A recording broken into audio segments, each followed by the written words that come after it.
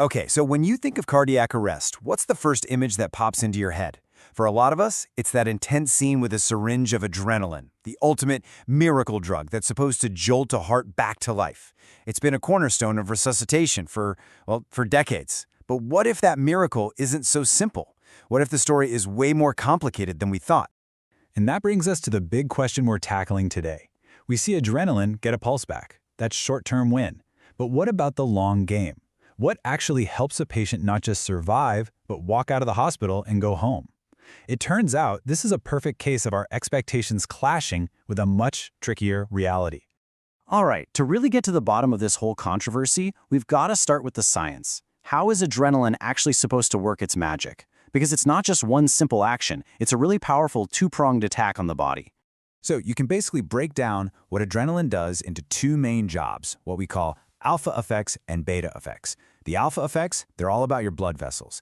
Adrenaline causes what's called peripheral vasoconstriction. It literally squeezes the blood vessels in your arms and legs to force all that precious oxygenated blood back toward your core, protecting your brain and your heart. Then you have the beta effects, which work directly on the heart muscle itself. The first of these beta effects has a cool name. It's the chronotropic effect. And an easy way to remember it is that it comes from the Greek word chronos, for time. So this effect is all about timing, or speed. It tells the heart to start beating faster. And the second beta effect is the inotropic effect, which comes from a Greek word meaning muscle. So if chronotropic is all about speed, inotropic is all about strength. It makes the heart muscle contract or squeeze much more forcefully with every single beat.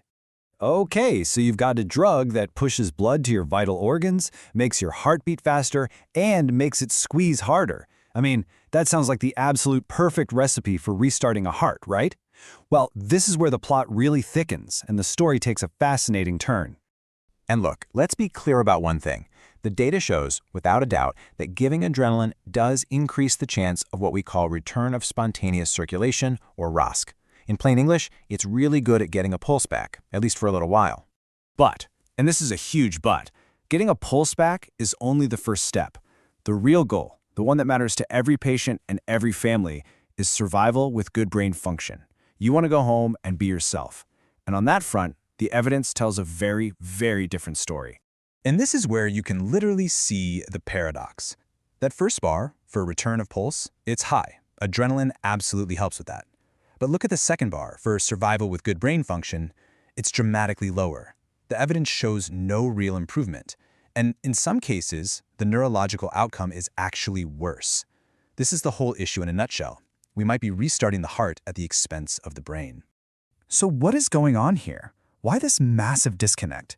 If adrenaline is so good at getting the heart started, why isn't that leading to more people surviving and doing well?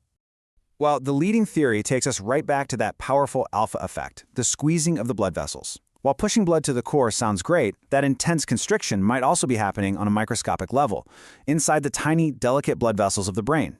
So it could actually be choking off the blood supply and causing serious damage, even while the heart itself is starting to beat again. So with all this conflicting evidence, what are doctors and paramedics supposed to do in the real world?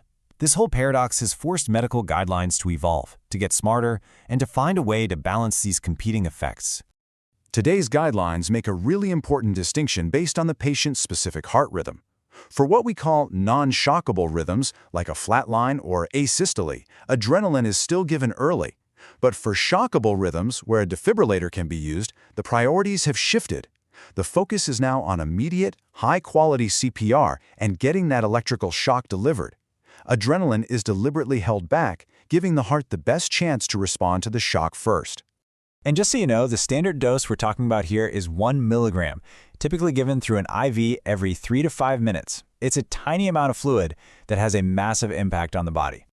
All of this brings us to what is maybe the single most important point. The research on adrenaline forces us to shift our focus away from looking for one single magic bullet drug and back to the fundamentals that we know, for a fact, make the biggest difference. And here they are. The true pillars of survival in cardiac arrest are not found in a syringe. They are high-quality, non-stop chest compressions and, when it's the right call, early defibrillation with an electrical shock. These are the basics, and they give a patient their absolute best shot. So, when you boil it all down, the message is crystal clear. Adrenaline is a powerful tool, no doubt. But it is not the simple miracle drug we once thought. The real heroes in this story are the basics. Good CPR and early defibrillation save lives. You know, the story of adrenaline is such a powerful reminder that medicine is always learning, always evolving. It really makes you wonder, doesn't it? What other things we take for granted, what other medical certainties are just waiting for the next big study to come along and challenge everything?